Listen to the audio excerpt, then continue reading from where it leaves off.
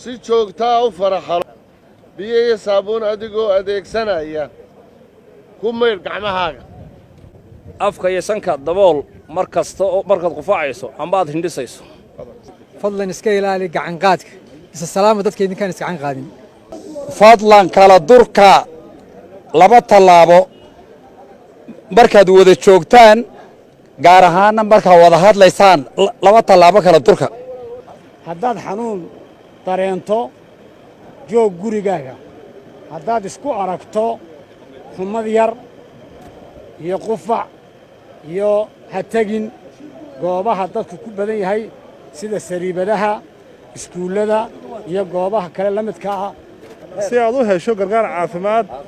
la xidhiidh nambarka 988 haddaad leedahay xumad qufac madax xanuun oo neefsigu kugu adag yahay fadlan garaac lambarkan oo mar labaad ah 988 ha booqan qof xanuunka looga shakiyey ha booqan oo qofka lagu tuhmay xanuunka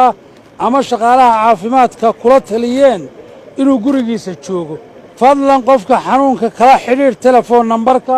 uu wasiirka caafimaadku sheegay haddii aad ogaato qof cudurka laga shakiyey u soo sheeg madaxda wasaaradda horumarinta caafimaadka iyo deegaanka ama garaac nambarka 988